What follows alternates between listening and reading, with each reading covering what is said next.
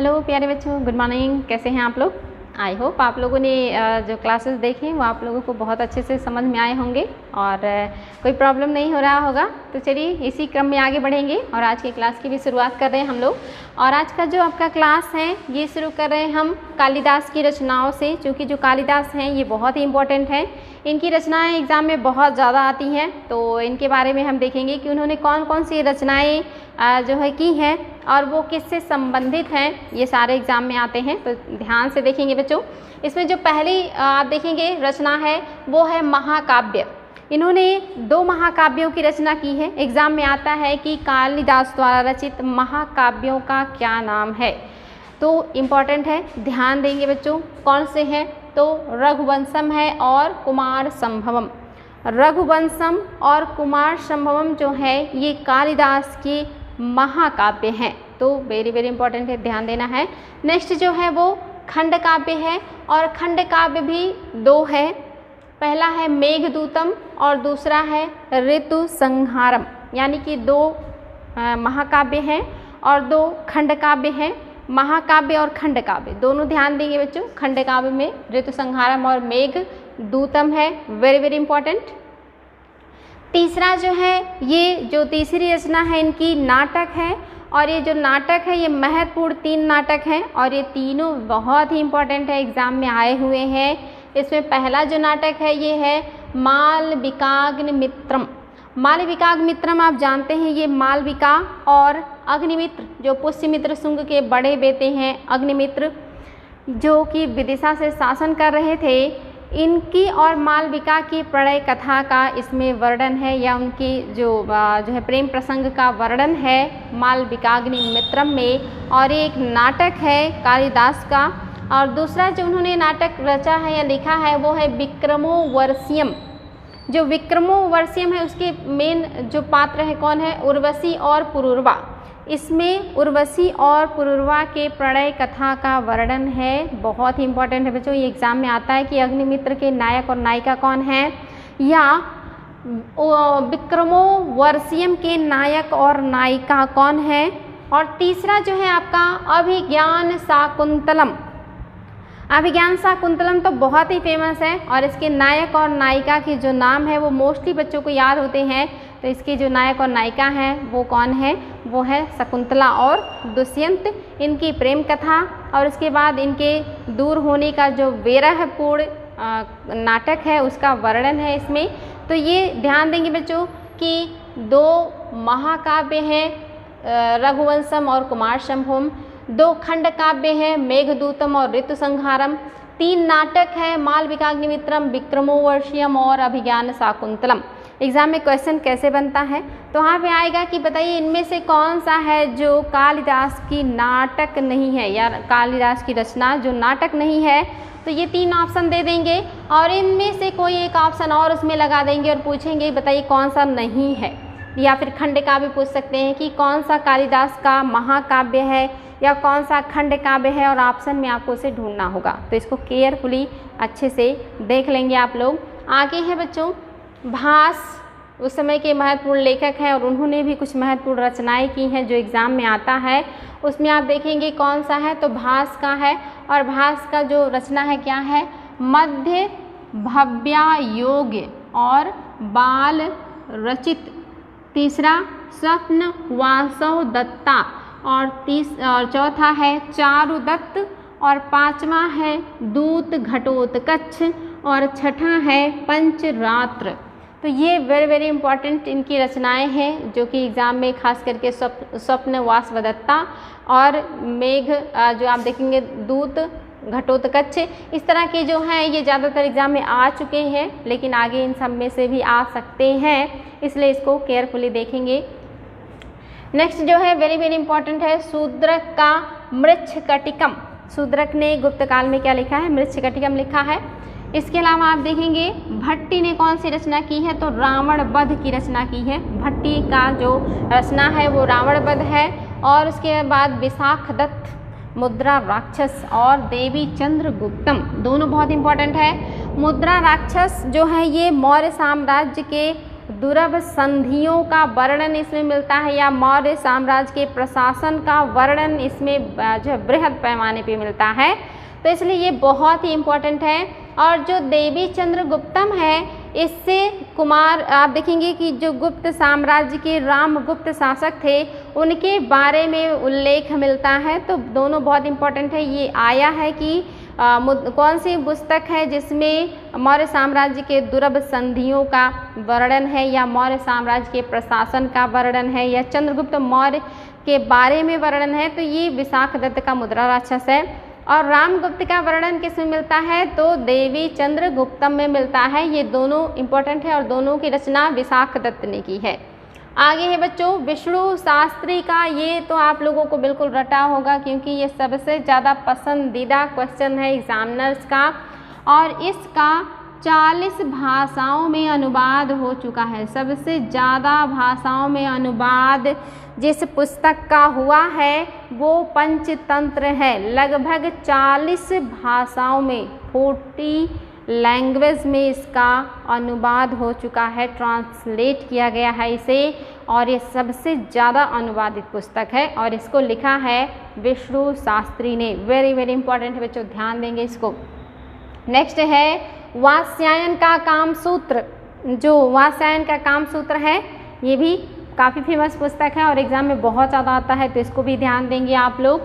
आगे है दंडी। दंडी की जो पुस्तक है जो एग्ज़ाम में आते रहते हैं, काव्य दर्श है और 10 कुमार चरित। 10 कुमार चरित तो कई बार एग्ज़ाम में आ चुका है, तो ये भी बहुत इंपॉर्टेंट है, इसको भी ध्यान देंगे। आगे है जो मृच्छकटिकम है, इसमें किसके बारे में उल्लेख मिलता है या किसके बारे में वर्णन मिलता है? तो इसमें एक निर्धन व्यापारी जिसका नाम चारुदत्त है और गणिका।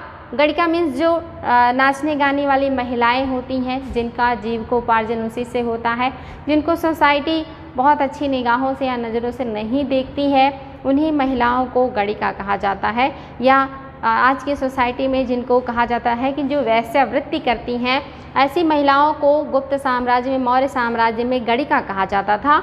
और ये गणिका है, इन दोनों की जो है प्रणय कथा है इसमें, यानी कि इनकी प्रेम कथा के बारे में वर्णन मिलता है, जिसमें जो उच्च वर्ण के लोग हैं वो संस्कृत बोलते हैं और जो निम्न वर्ग के लोग हैं वो प्राकृत बोलते हैं। और मोस्टली ये कालिदास के रचनाओं में भी ये चीज़ देखने को मिलता है और एग्ज़ाम में आ भी चुका है कि कालिदास की रचना के अनुसार जो उस समय का समाज था उसमें उच्च वर्ग कौन सी भाषा बोलती थी और महिलाएं और शूद्र कौन सी भाषा बोलते थे। तो उच्च वर्ण अगर पूछता है तो वो संस्कृत बोलते थे और अगर निम्न वर्ण और महिलाओं को पूछता है तो वो प्राकृत बोलते थे। वेरी वेरी इंपॉर्टेंट है बच्चों, इसको ध्यान देंगे आप लोग। आगे बढ़ेंगे हम लोग गुप्त युगीन विज्ञान, यानी कि गुप्त युग से संबंधित कौन कौन से विज्ञान है, कौन कौन से ऐसे वैज्ञानिक तथ्य हैं जो एग्ज़ाम में आते हैं जिनको हमें देखना है। तो आप देखेंगे इसमें सबसे पहले जो फेमस पर्सनालिटी है ये है आर्यभट्ट। इनके बारे में तो आई होप आप लोगों ने जो है अच्छे से सुना होगा क्योंकि ये काफ़ी महान व्यक्तित्व है। इन्होंने बहुत सारी ऐसी चीज़ों का खोज किया है जो विश्व में पहली बार खोजा गया था या इन्होंने ही इसको दुनिया के सामने लाया था। तो आर्यभट्ट का जन्म 476 ईस्वी में पाटलिपुत्र में हुआ था, यानी कि वर्तमान पटना में हुआ था। इन्होंने ही गणित को ज्योतिष से अलग किया था। इन्होंने गणित को अलग सब्जेक्ट और ज्योतिष को अलग विषय बनाने का प्रयास किया था या इन दोनों को अलग किया था। इसके पहले ये दोनों साथ साथ पढ़े जाते थे, तो इन्होंने इन दोनों चीज़ों को अलग किया और कहा ये अलग चीज़ है और ज्योतिष अलग चीज़ है। इसके अलावा इनकी जो पुस्तकें हैं इसमें जो सबसे फेमस पुस्तक है वो है आर्यभट्टियम। और ये आर्यभट्टियम जो है इसी में आप देखेंगे कि तरह तरह के जो उनके विचार है उसका उल्लेख मिलता है और ये ऐसी पहली पुस्तक है उस काल की जिस पर उसके लेखक आर्यभट्ट का नाम लिखा हुआ है। तो वेरी वेरी इंपॉर्टेंट बच्चों, अगर एग्जाम में आए कि कौन सी वो गुप्तकालीन पुस्तक है जिस पर उसके लेखक का नाम लिखा है, तो ये आर्यभट्टियम है जो कि बहुत ही इंपॉर्टेंट है, इसको ध्यान देंगे। इसके अलावा इन्होंने सूर्य सिद्धांत पुस्तक भी लिखा है। सूर्य सिद्धांत में इन्होंने बताया है कि जो सूर्य है वो स्थिर है और जो सारे ग्रह हैं वो सूर्य की परिक्रमा करते हैं, जबकि इसके पहले ज़्यादातर जो लोग थे उन्हें यही लगता था कि जो सूर्य है वो जो है चक्कर लगाता रहता है और पृथ्वी है जो वो स्थिर है। लेकिन इस सिद्धांत को उलट दिया या सही जो बात कही थी वो आर्यभट्ट ने बताया था। तो वेरी वेरी इंपॉर्टेंट है बच्चों, आर्यभट्ट ने ही कहा था कि सूर्य स्थिर है और पृथ्वी उसका चक्कर लगा रही है। और किस पुस्तक में इस बात का वर्णन है? तो सूर्य सिद्धांत में। इसके अलावा इन्होंने एक और पुस्तक लिखी है 10 गीतिका। इसके अलावा आप देखेंगे ये बीज गणित के जनक भी कहलाते हैं, यानी कि बीज गणित के जो आविष्कारक हैं वो आर्यभट्ट जी हैं। इसके अलावा ये ज्योतिषाचार्य भी हैं, यानी कि इन्हें ज्योतिष विद्या का भी बहुत अच्छा ज्ञान है। और इसके अलावा ये खगोल शास्त्री भी हैं, यानी कि इन्होंने ही तरह तरह के जो ग्रह नक्षत्र और सूर्य की स्थिति है उसका वर्णन किया है। तो इन्हें कई क्षेत्रों का ज्ञान है, ये गणितज्ञ भी है, ये ज्योतिष भी है, यानी कि ज्योतिषाचार्य भी हैं और खगोल शास्त्री भी हैं। तो आर्यभट्ट के बारे में इतनी सारी चीज़ें। इन्होंने बेबीलोनिया, जिसको सिकंदरिया कहा जाता है, विधि से ग्रह की गणना करने का जो मतलब विधि है उसको ढूंढा था, यानी कि जो ग्रह की गणना इन्होंने की है वो किस विधि से की है? तो बेबीलोनिया या सिकंदरिया विधि से इन्होंने ग्रहों की गणना की है। और इन्होंने बताया कि वर्ष में 365 दिन होते हैं।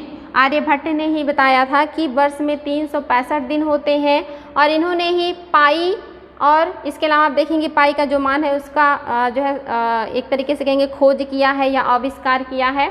इसके अलावा इन्होंने साइन या ज्या का खगोल में प्रयोग किया। साइन और जो ज्या का प्रयोग किया इन्होंने खगोल में, पहले व्यक्ति हैं जिन्होंने इसका उपयोग किया था खगोल के क्षेत्र में। तो इम्पॉर्टेंट है, ध्यान देंगे।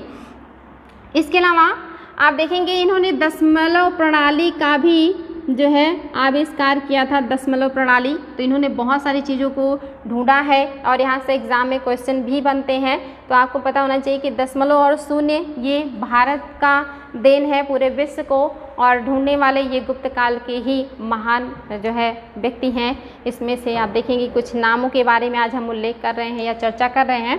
तो जो दूसरे व्यक्ति हैं ये हैं बराहमिहिर, पहले है आर्यभट्ट, दूसरे हैं बराहमिहिर। इनको भी देख लेते हैं। इनका जो जन्म है ये 6ठी शताब्दी में हुआ है। और कहाँ पे हुआ? तो ये उज्जैनी, जो कि मध्य प्रदेश में पड़ता है उज्जैन, उसी प्लेस पे इनका जन्म हुआ है। और इनकी जो पुस्तक है, पहला है जो वो आपका है पंच सिद्धांतिका, पंच सिद्धांतिका पुस्तक है। और दूसरा जो है वो बृहद जातक है, पंच सिद्धांतिका, बृहद जातक, इसके अलावा लघु जातक।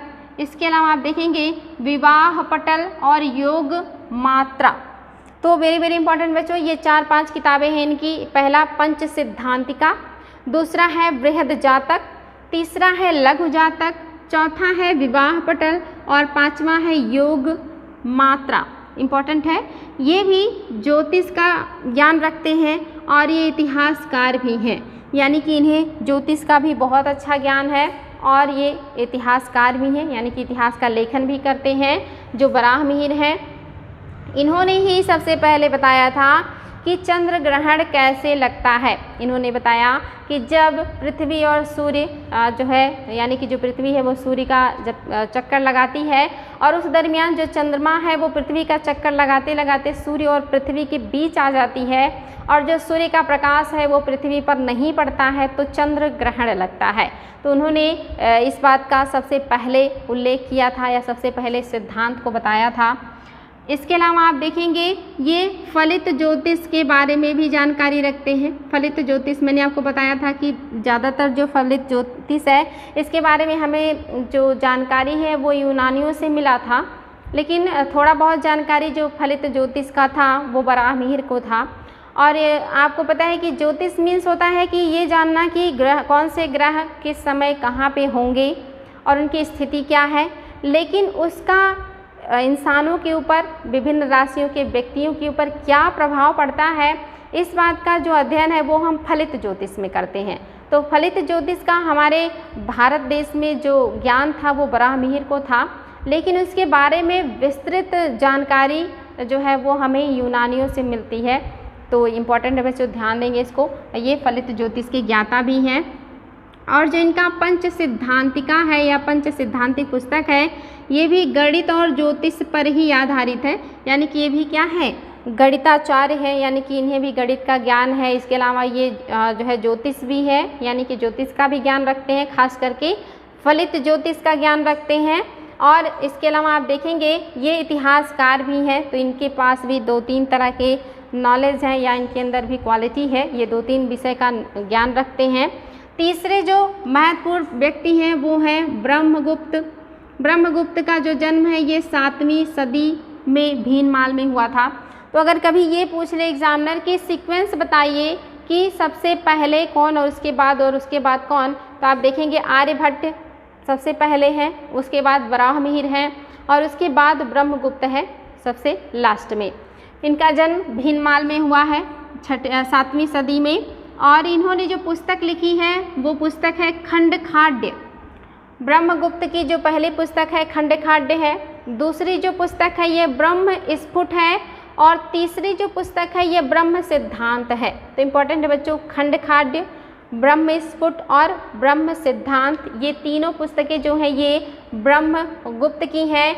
और इन्होंने न्यूटन के गुरुत्वाकर्षण सिद्धांत का जो आज हम वर्तमान में जो फॉलो करते हैं, इन्होंने इसका बहुत पहले ही जो है ढूंढ लिया था या खोज लिया था या लोगों को बताया था, लेकिन ये बड़े पैमाने पे लोगों के सामने नहीं आया, उतने साइंटिफिक तरीके से ये प्रेजेंट नहीं कर पाए, इसलिए इसका जो श्रेय है ढूंढने का ये न्यूटन को चला जाता है। लेकिन उस गुरुत्वाकर्षण के नियम का इन्होंने जो है बहुत पहले ही आविष्कार कर लिया था या बहुत पहले ही ये उससे परिचित हो गए थे। आगे है बच्चों, इसके अलावा इन्हें नक्षत्र विज्ञान का भी ज्ञान है, यानी कि नक्षत्र वैज्ञानिक भी हैं और ये गणितज्ञ भी हैं। तो इम्पॉर्टेंट है, ये गणितज्ञ भी हैं और नक्षत्र वैज्ञानिक भी हैं। और इन्हीं के समकालीन भास्कर प्रथम थे, यानी कि जो भास्कर प्रथम है वो इन्हीं के समकालीन है और ये भी गणितज्ञ हैं। यानी कि आप देखेंगे लगभग सभी को गणित का अच्छा ज्ञान है, आर्यभट्ट को भी, ब्रह्मगुप्त को भी, थोड़ा बहुत वराहमिहिर को भी है। और जो भास्कराचार्य हैं या भास्कर हैं प्रथम, इन्हें भी गणित का अच्छा ज्ञान है। इसके अलावा जो ब्रह्मगुप्त हैं इन्होंने पृथ्वी की परिधि को बताया था कि पृथ्वी की जो त्रिज्या है वो कितनी है, ये भी ब्रह्मगुप्त ने उसी समय बता दिया था।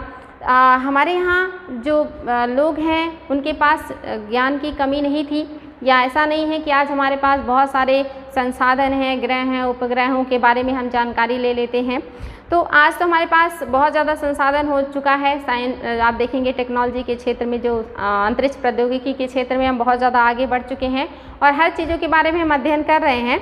लेकिन पहले के समय में भी लोगों को बहुत अच्छी जानकारी हुआ करती थी, यानी कि जितना आज हमें ज्ञान है जो हम अपने माइंड से कर सकते हैं, उससे कहीं कम नहीं था पहले के ज़माने में लोगों के पास ज्ञान। बल्कि प्रॉब्लम ये थी कि आज हमारे पास वो संसाधन है, यानी कि हम उपग्रह भेज करके ये दिखा सकते हैं कि पृथ्वी सूर्य का चक्कर लगा रही है, चंद्रमा पृथ्वी का चक्कर लगा रही है, तो हम उसे सिद्ध कर देते हैं अपने संसाधनों से। लेकिन उस समय के जो लोग थे वो अपने अनुमान, अपने नॉलेज से, अपने ज्ञान से इन सारी चीज़ों की घोषणा तो कर देते थे, बशर्ते उसे सिद्ध नहीं कर पाते थे। और इसी वजह से ये जानने या समझने में हमें काफ़ी समय लग गया, या हम उस सिद्धांत पर विश्वास नहीं कर पाए उस समय, बहुत बाद में हम उस पर कर पाए विश्वास। लेकिन इन सारी चीज़ों का ज्ञान हमारे प्राचीन काल के जो महान पुरुष हैं, जो महान व्यक्ति हैं, उन लोगों ने बहुत पहले ही बताया था या बहुत पहले ही दिया था। तो ऐसा नहीं है कि वर्तमान का मानव ज़्यादा बुद्धिमान है या उसके पास ज़्यादा जानकारी है।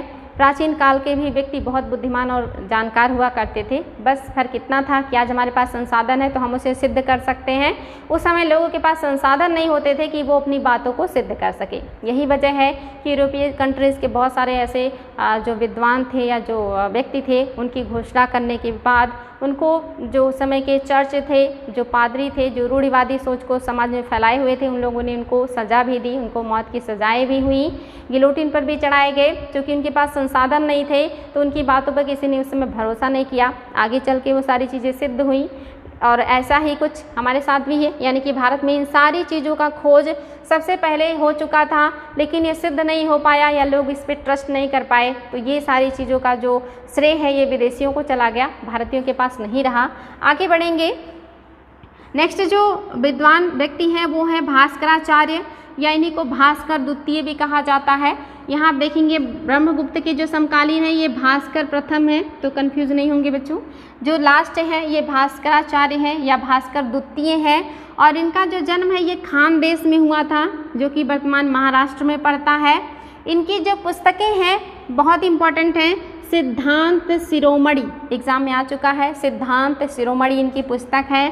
इसके अलावा भास्कराचार्य को ही जो कैलकुलेशन का खोज करने का श्रेय दिया जाता है। जो लोग कैलकुलेशन करते हैं यानी कि जोड़ना घटाना करते हैं, ये सारी चीज़ें, इसका जो श्रेय है वो भास्कराचार्य को ही जाता है। यानी कि ये भी गणित के बहुत अच्छे ज्ञान रखने वाले व्यक्ति हैं, इन्होंने ही इसका आविष्कार किया था।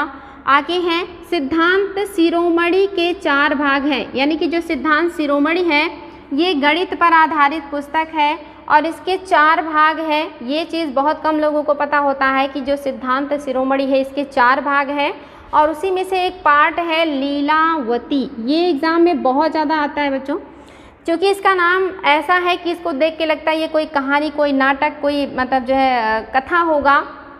कोई ये सोच नहीं सकता कि लीलावती जो है ये गणित की पुस्तक है। जिन बच्चों ने पढ़ा होगा सिर्फ उन्हीं को ये चीज़ पता होती है, इसलिए मोस्टली बच्चों से ये एग्ज़ाम में गलत हो जाता है, क्योंकि अगर कोई भी गेस करे तो सही नहीं कर सकता। तो आप लोग ध्यान देंगे, लीलावती जो है ये गणित की पुस्तक है और इसकी जो रचना है वो भास्कराचार्य ने किया है, और ये सिद्धांत शिरोमणि का एक भाग है। तो ये पहला भाग है। दूसरा जो भाग है सिद्धांत शिरोमणि का ये बीज गणित है, और तीसरा जो भाग है ये गृह गणित है, और चौथा जो भाग है वो गोला है। गोला मीन्स जिसमें आप देखते हैं ज्यामितीय गणित को पढ़ा जाता है। तो इन्होंने ज्यामितीय गणित, बीज गणित, गृह गणित, लीलावती, मतलब इस तरह के बहुत सारे गणित के जो है इनके भाग हैं इनकी पुस्तक का, यानी कि जो सिद्धांत शिरोमणि है ये काफ़ी जो है बड़ी पुस्तक है, जिसमें हर तरह के गणित का इन्होंने उल्लेख किया है। तो ये भास्कराचार्य जी काफ़ी इम्पोर्टेंट है, ध्यान देंगे इनको। आगे है बच्चों, ये जो लीलावती है एग्ज़ाम में आता है कि इसका फारसी में अनुवाद किसके शासनकाल में हुआ था। तो ये आप नाम से परिचित होंगे, फैजी। आप जानते हैं कि ये जो अकबर थे उनके दरबार में रहते थे, 9 रत्नों में से एक थे, और इन्होंने ही लीलावती का फ़ारसी में अनुवाद किया था। मुग़ल काल में लीलावती का फ़ारसी में अनुवाद हुआ था और फैजी ने ये किया था। तो इम्पॉर्टेंट है, ध्यान देंगे इसको। आगे है चिकित्सा के क्षेत्र के बारे में पढ़ते हैं। गुप्त काल में चिकित्सा का क्या जो है प्रोग्रेस था या क्या स्थिति थी। तो उस समय के जो चिकित्सक हैं ये सुश्रुत हैं। आपने देखा कि इसके पहले आपने जीवक को पढ़ा, चरक को पढ़ा, इसके अलावा आपने जो है जो धन्वंतरी हैं उनको भी पढ़ा, और ये आपके चौथे चिकित्सक हैं जिनका नाम सुश्रुत है। तो ये वेरी वेरी इंपॉर्टेंट है। इसमें हम देखेंगे जो चरक हैं जो कि बहुत जो है पहले के चिकित्सक हैं, इन्हें काया चिकित्सा का ज्ञान था, यानी कि इनका जो ज्ञान है ये काया चिकित्सा का है, यानी कि शरीर विज्ञान का या शरीर चिकित्सा के बारे में जानते हैं। लेकिन ये जो सुश्रुत हैं इनका जो ज्ञान है ये चिकित्सा के क्षेत्र में शल्य चिकित्सा की जानकारी रखते हैं, यानी कि ऑपरेशन जो किया जाता है वर्तमान में तरह तरह की बीमारियों का, ये ऑपरेशन करने वाले डॉक्टर थे या ऐसे डॉक्टर थे जो ऑपरेशन करने की तरह तरह की जानकारी रखते थे। जबकि जो आप देखेंगे चरक हैं ये नाड़ी देख करके लोगों को बीमारी बताते थे, या वो ऊपर से ही जज करते थे कि क्या बीमारी है और इसे क्या दवा दिया जा सकता है। जबकि जो सुश्रुत हैं ये ऑपरेशन तक की मतलब जो है जानकारी रखते थे। और उसी समय आप देखेंगे इतने पुराने टाइम में मोतियाबिंद जैसे बीमारी का ऑपरेशन का उल्लेख मिलता है सुश्रुत संहिता में। इसके अलावा शरीर के पोस्टमार्टम का भी उल्लेख मिलता है सुश्रुत संहिता में। इसके अलावा गठिया रोग होने पर कैसे उसका जो है निदान किया जा सकता है, इस तरह के बहुत सारे ऑपरेशंस का उल्लेख मिलता है सुश्रुत संहिता में। तो ये शल्य चिकित्सा के बहुत ही अच्छे जानकार थे। तो ये कितने जो है महान व्यक्तित्व हैं कि उन्होंने इतने पुराने समय में भी इतनी कम टेक्नोलॉजी में भी इन सारी चीज़ों का ऑपरेशन जो है किया था लोगों का। तो वेरी वेरी इंपॉर्टेंट है। आगे पढ़ेंगे, यहाँ पे मैंने वही चीज़ें लिखी हैं कि ये मोतियाबिंद में टाँका लगाने की विधि तथा शवों के पोस्टमार्टम की इनके किताबों में चर्चा मिलती है। इसके अलावा एक और व्यक्ति हैं वाघभट्ट, और इनकी एक पुस्तक है जो चिकित्सा पे है, वो है जो है अष्टांग हृदय। ये एग्ज़ाम में आ चुका है कि वाग्भट की कृति क्या है, तो अष्टांग हृदय है। और ये किससे पे जो है सब्जेक्टिव है या किससे रिलेटेड है, तो ये चिकित्सा शास्त्र का या चिकित्सा विज्ञान का पुस्तक है। तो ये सारी चीज़ें बच्चों चिकित्सा से संबंधित थी। अब हम आगे बढ़ेंगे और जो हमारा नेक्स्ट पॉइंट है वो है भूमि माप का पैमाना, यानी कि गुप्त काल में कौन कौन से पैमाने थे जिससे उस समय भूमि को मापा जाता था, उसको देख लेते हैं। तो पहला जो पैमाना है ये है निवर्तन। ये एग्ज़ाम में आता है कि भूमि माप का पैमाना इनमें से कौन सा है या इनमें से कौन सा नहीं है। जब ऑप्शन बहुत ज़्यादा होते हैं तो वहाँ पे थोड़ी प्रॉब्लम होती है, इसलिए सारे ऑप्शंस को आप लोगों को केयरफुली देखना है, याद करना है। तो इसमें जो पहला है वो है निवर्तन, और जो दूसरा है ये है कुल्यवाप, और जो तीसरा है ये है द्रोणवाप, और जो चौथा है ये है आढ़वाप। इसमें आप देखेंगे जो कुल्यवाप है ये बड़ा पैमाना है, इससे छोटा द्रोणवाप है, और इससे छोटा जो है वो आढ़वाप है।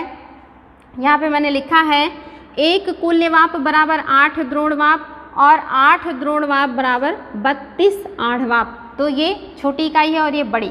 अगर एग्ज़ाम में कभी आ जाए कि इस भूमि माप के जो पैमाने हैं इनका सही क्रम दिखाइए बढ़ते से घटते क्रम में, तो ये बिल्कुल क्रम में लिखा हुआ है, आपको बिल्कुल ऐसे ही सही करना होगा। तो ये क्रम भी देख लेंगे आप, और प्लस ये देखना है कि कौन कौन से हैं उस समय के भूमि माप के पैमाने। तो दोनों पॉइंट हैं बच्चों, ध्यान देंगे। आगे है गुप्तकालीन धर्म, यानी कि गुप्त काल में कौन कौन से धर्म थे जो उस समय फले फूले या जिनको उस समय के लोगों ने संरक्षण दिया होगा, तो इसको भी देख लेते हैं।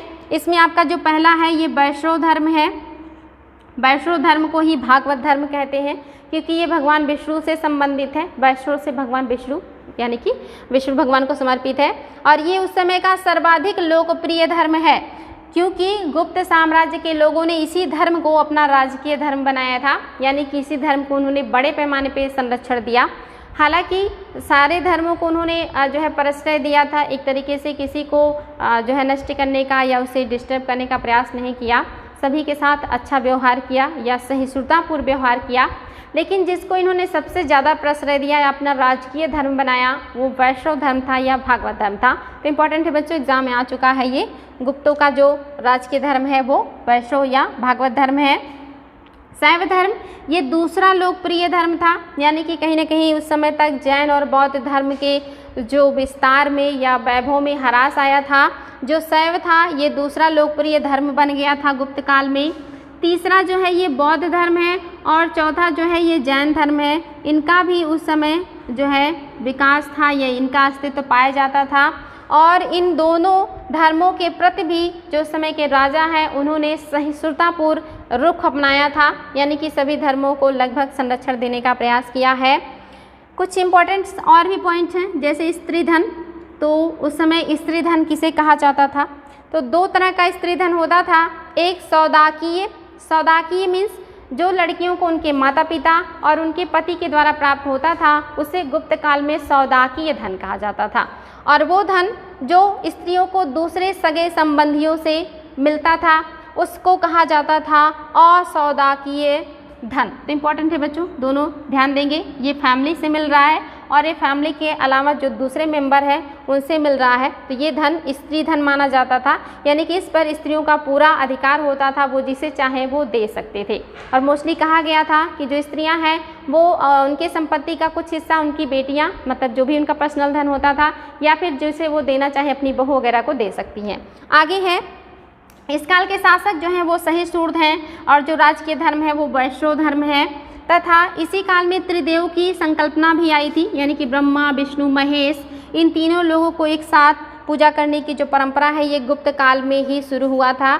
इसके अलावा हरिहर की परिकल्पना भी आई है, ये एग्जाम में आया है, ये नेट में आ भी चुका है कि ये किन दो भगवान को मिला करके ये शब्द बना है। तो हरि मीन्स आप जानते हैं कृष्ण या विष्णु, और हर हर तो हर हर महादेव से तो आपको पता ही है कि हर मीन्स शिव। तो ये हरिहर मीन्स विष्णु और शिव का ये जो है कंबाइन किया गया स्वरूप है, एग्जाम में आ चुका है। और त्रिदेव की जो संकल्पना है या परिकल्पना है ये भी जो है गुप्त काल में ही आया है। तो बहुत सारी नई चीज़ें गुप्त काल में आई हैं और बहुत सारा परिवर्तन भी आया है, तो ये सारी चीज़ों को देखना है आप लोगों को।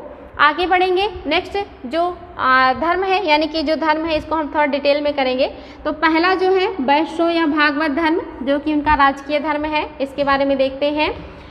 महाभारत में विभिन्न अवतारों का वर्णन है। आपको पता है कि विष्णु के 10 अवतार माने जाते हैं और एग्जाम में इन अवतारों का सीक्वेंस भी पूछ लिया जाता है कि बताएं कि सही सीक्वेंस कौन सा है उनके अवतारों का। तो यहाँ पे मैंने सीक्वेंस में लिखा है, तो आपको सीक्वेंस भी पता चलेगा और कौन कौन से अवतार है वो अवतार भी पता चलेंगे। तो इसको देख लेते हैं बच्चों, कौन कौन सा है। तो सबसे पहला जो अवतार था वो मत्स्य अवतार था, दूसरा जो अवतार था ये कूर्म अवतार था, और जो तीसरा है ये वाराह है।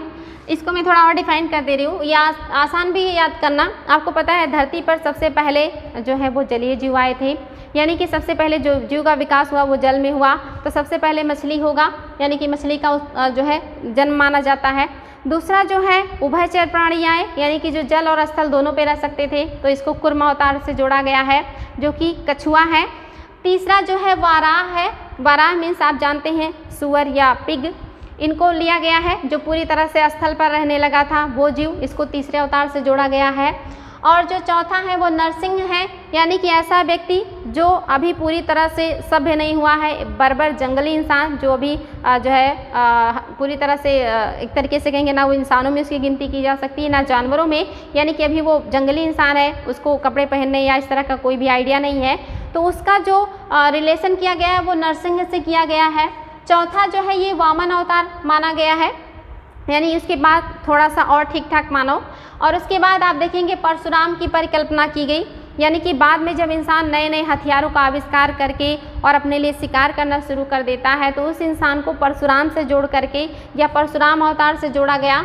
उसके बाद जो सबसे सभ्य मानव हुआ इन सारे क्रमों में वो राम हुए, यानी कि जो अपने परिवार में मिलजुल करके रहने लगे और परिवार में अलग अलग तरह के कल्चर का पालन करने लगे। वो जो सबसे विशिष्ट मानव थे वो मानव राम है। और इनका जो आप देखेंगे इनको भी जोड़ा गया कि अवतार माने गए हैं।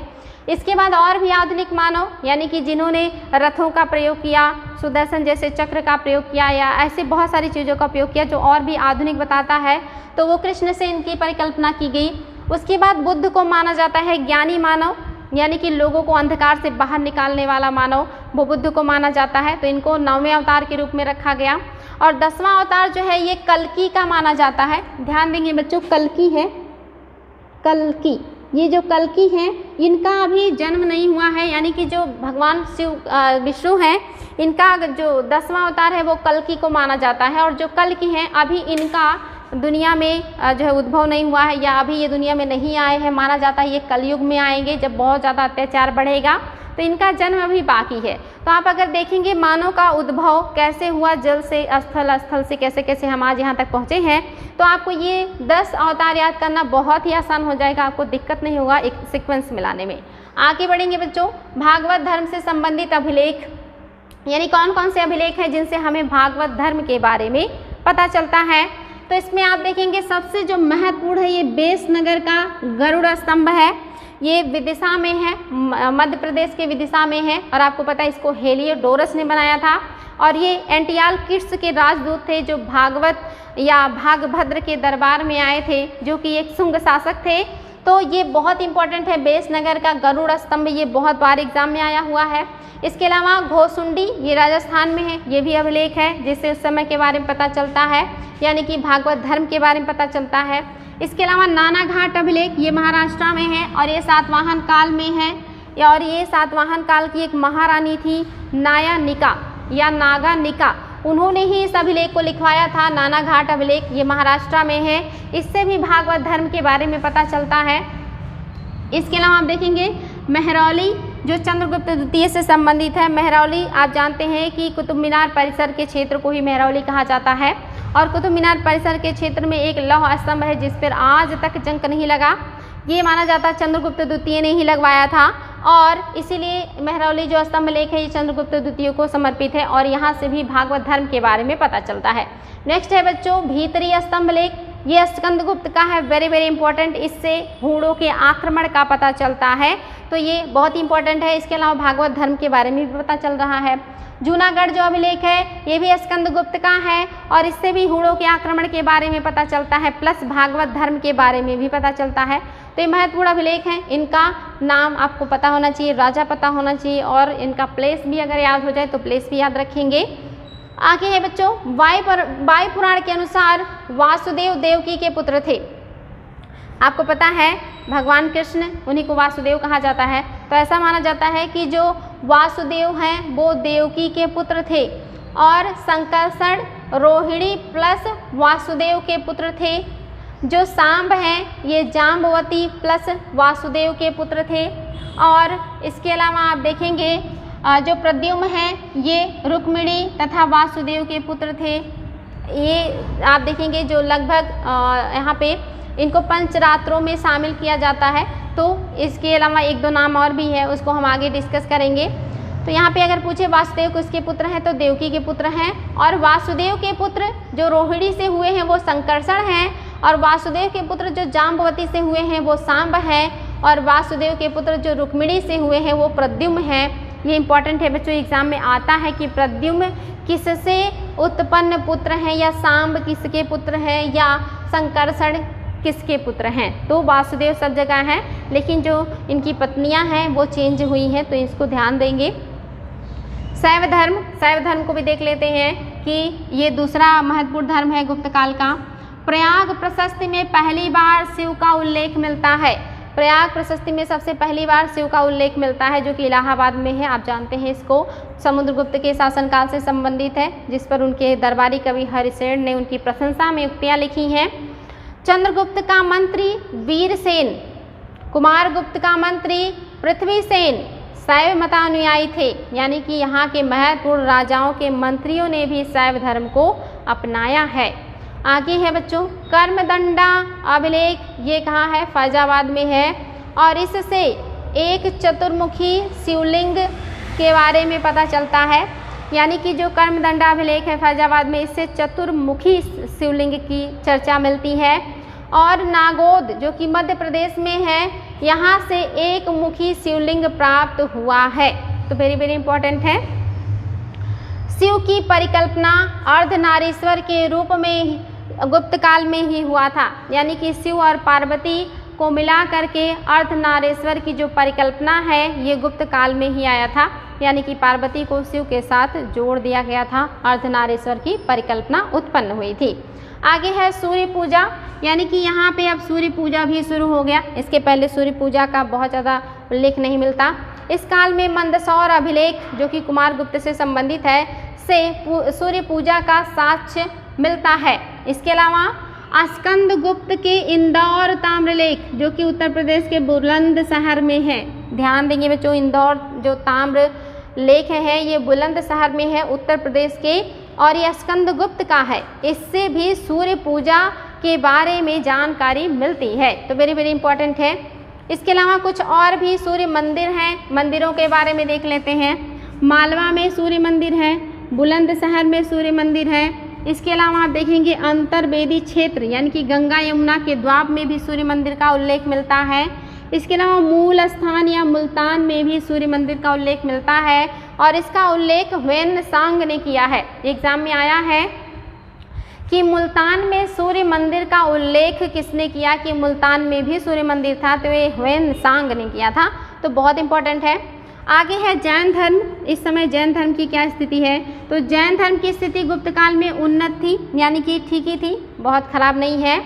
ये मथुरा, वल्लभी, इन सारे क्षेत्रों में श्वेताश्वर संप्रदाय का केंद्र था, यानी कि नए नए संप्रदाय हो चुके थे जैन धर्म में, और उसमें से जो श्वेताश्वर संप्रदाय है उसका जो विस्तार है ये मथुरा और वल्लभी में हो चुका था।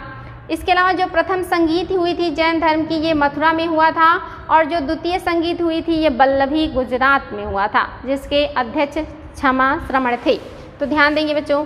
आगे है व्यापार एवं वाणिज्य। इस काल में व्यापार और वाणिज्य की क्या स्थिति है। मैंने आपको बताया था कि जो वाणिज्य होता है उसमें व्यापार, दुकानदारी, आयात निर्यात, छोटे मोटे जितनी भी चीज़ें होती हैं वो सब आ जाती हैं। लेकिन व्यापार में हम सिर्फ आयात निर्यात को या खरीद बिक्री को लेते हैं। तो व्यापार छोटा क्षेत्र है, वाणिज्य बड़ा क्षेत्र है, व्यापार वाणिज्य का एक पार्ट है। गुप्त काल में कुषाण काल की अपेक्षा जो है व्यापार में ह्रास देखने को मिलता है, यानी कि गुप्त काल में व्यापार में ह्रास आया है कुषाण काल की अपेक्षा। और ऐसा क्यों हुआ है? क्योंकि रोम साम्राज्य का पतन हो गया था, और चूँकि हमारा जो व्यापार था रोम से बहुत ज़्यादा होता था, तो इसका पतन होने के बाद हमारे जो व्यापार में ह्रास आया। इस समय बेजेंटाइन साम्राज्य की स्थापना हो गई, यानी कि रोम साम्राज्य में एक नए जो है साम्राज्य की स्थापना हुई जिसका नाम बेजेंटाइन साम्राज्य था। इससे भी गुप्तों ने संपर्क बनाने का प्रयास किया और संपर्क बनाया भी, ताकि स्थिति को फिर से बहाल किया जा सके। इसके अलावा गुप्त काल में चीन से और दक्षिण पूर्व एशिया से भी व्यापार शुरू हो गया था या बढ़ गया था, क्योंकि हम ज़्यादातर जो व्यापार हैं वो पश्चिमी देशों को करते थे, अरेबियन कंट्रीज़ को करते थे, यूरोपीय कंट्रीज़ को करते थे, कुछ अफ्रीकन कंट्रीज़ को करते थे। हम पूर्वोत्तर के देशों की तरफ व्यापार उतना नहीं करते थे। लेकिन जब रोम साम्राज्य का पतन हुआ तो हम लोगों ने चीन के साथ और इसके अलावा दक्षिण पूर्व के जो देश हैं उनके साथ भी व्यापार करना शुरू कर दिया था। और ये कब हुआ है? तो ये गुप्त काल में हुआ है, इसलिए ये बहुत इंपॉर्टेंट है बच्चों, इसको ध्यान देंगे। आगे है प्रमुख बंदरगाह, यानी कि उस समय के प्रमुख बंदरगाह कौन कौन से थे? तो आप देखेंगे सिंध, गुजरात तथा कल्याण, ये गुप्त काल के प्रमुख बंदरगाह हैं। पहला है सिंध, दूसरा है गुजरात तथा तीसरा है कल्याण। ये आप लोगों को याद होना चाहिए। इसके अलावा कुछ और भी महत्वपूर्ण लेखक हैं और उनकी जो है कृति है जो कि इम्पॉर्टेंट है। पहला है, एक है शिखर या शेखर, और इन्होंने जो पुस्तक लिखी है वो है कामंदक, यानी कि शेखर या शिखर द्वारा लिखी गई जो पुस्तक है वो कामंदक है, ध्यान देंगे बच्चों। और दूसरा है रामचंद्र, उस समय एक और लेखक है रामचंद्र, और इन्होंने जो पुस्तक लिखी है वो है न्याय दर्पण। नेक्स्ट जो है वो है असंग, और असंग का ये योगाचार बहुत इंपॉर्टेंट है, एग्जाम में आ चुका है।